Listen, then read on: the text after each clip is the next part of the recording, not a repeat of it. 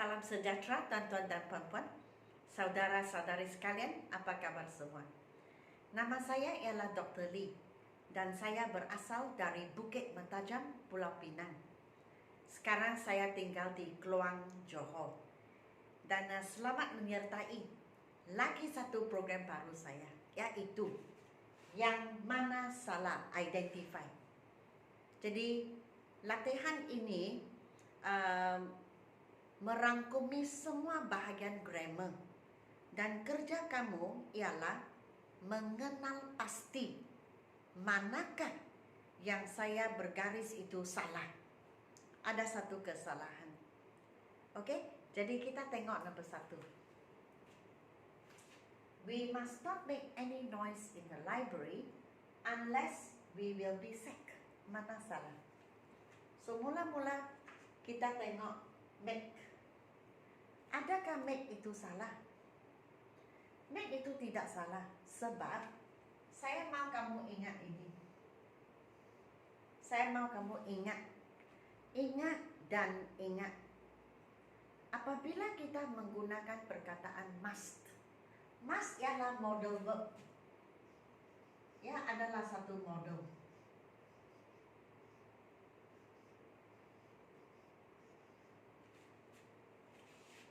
Ingat, must ialah modal verb. Di belakang must, mesti, kita gunakan kata dasar ataupun kata asal. Dalam bahasa Inggris kita panggilnya base form.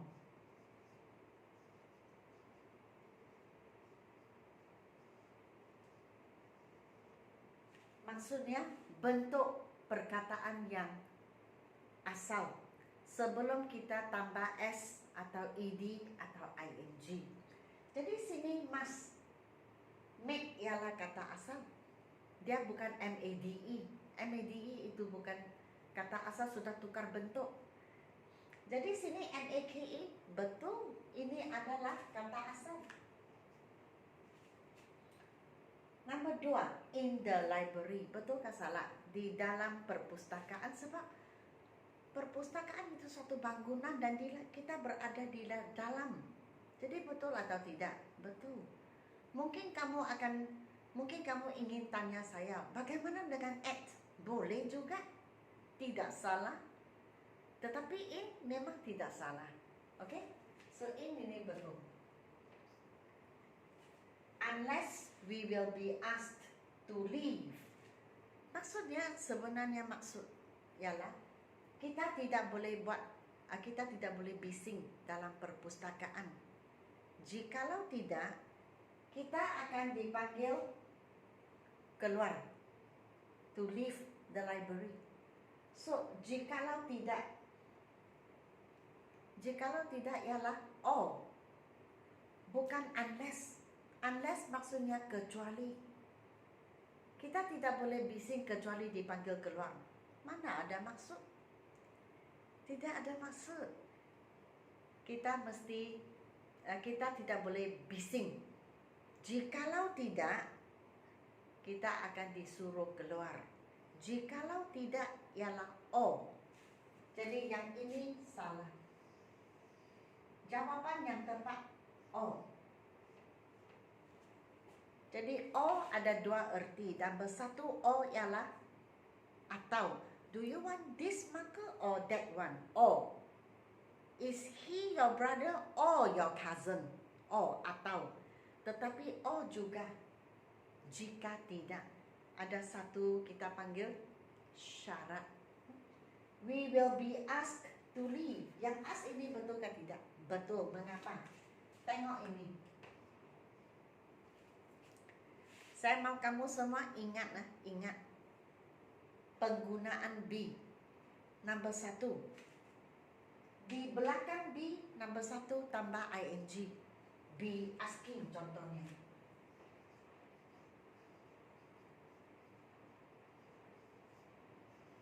Nombor 2, be asked. Hanya ada 2. Yang pertama ada ing. Yang kedua itu ada ed. ing, be asking maksudnya will be asking, contoh.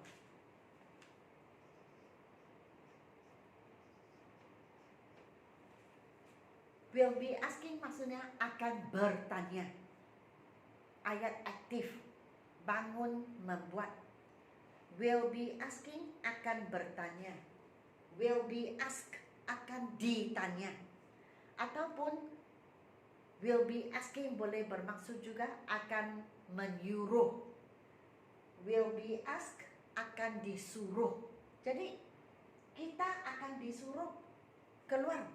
Bukan kita akan menyuruh, sebab kita yang dipanggil untuk keluar. So, be asked itu betul ke tidak? Betul. Akan disuruh keluar. So, jawapannya ialah betul. D itu memang betul. Although it was raining, but the boys continued playing football. Although itu ialah walaupun. Jadi, walaupun it was raining. Was maksudnya lalu. ing was raining, sedang hujan pada waktu lalu. But tetapi the boys terus bermain football. Was ini betul. Okay? Kalau was ini betul, continue ini betul juga. Sebab ia bermaksud masa lalu, sudah lalu perkara ini. Jadi, bolehkah kita gunakan but dalam bahasa Inggris? Kalau ada walaupun, tidak ada tetapi. Okay? Kalau ada walaupun, tidak ada tetapi. So, you never say, although kemudian but. No, you don't do it. Because when you do it, it is wrong. Okay? So, kalau lain kali jikalau kamu tulis ataupun bercakap bahasa Inggris, jangan lupa lah. Kalau kamu gunakan although, jangan kamu sebut but lagi.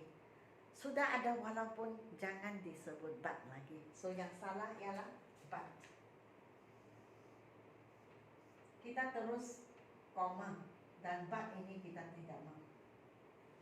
So, jawaban yang tepat, although it was raining, the boys continued playing football. Okay?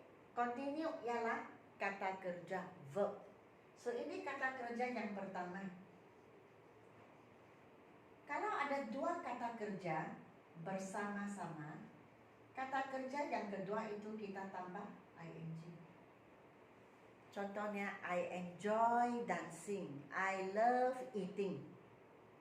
So, dua kata kerja bersama-sama, kata kerja yang kedua itu tambah ing supaya ia menjadi kata kerja juga atau ia menjadi nama terbitan. Contohnya, I love singing. Singing itu ialah noun, kata nama. Okey? Ingat bahawa jikalau ada dua kata kerja bersama-sama, kata kerja yang kedua itu kita tambah ing. Contoh, continue playing, enjoy dancing, love singing, like eating contohnya. Okey, kamu semua faham? Ya, latihan ini sangat mencabar sebab ia kita cakap menguji kita semua dari semua aspek bahasa Inggris. Okay, I myself think is good. Saya tidak tahulah. Saya berharaplah kamu sebagai subscriber seperti saya, you find it challenging, interesting as well. So, begitu sajalah untuk sesi ini. Dan untuk makluman semua, sekarang saya sedang menulis buku kedua saya, level 2. Akan sampai bab 20, 21. Mungkin 20, 21 dalam sehari dua ini. Untuk level 2, saya berharap saya dapat menulis 42 bab. I hope to do 42 topics. Atau sekurang-kurangnya 40 topics, tengok keadaan. Dan bahagian penerangan nota saya menggunakan dua bahasa, bahasa. Bahasa Melayu dan bahasa Inggris, bahagian penerangan.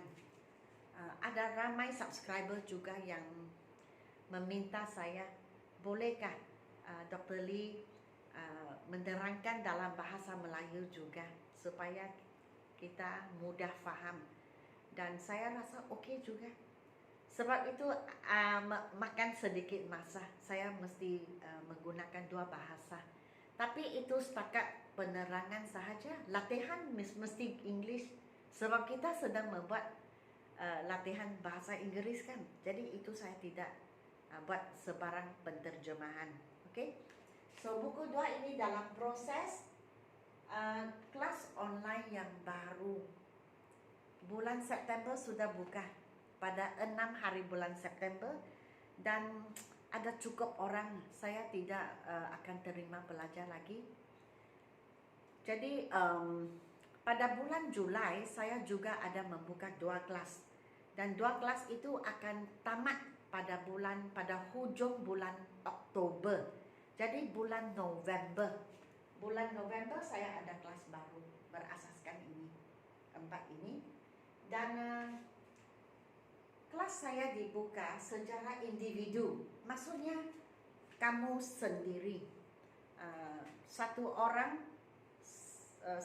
seorang pelajar, seorang guru.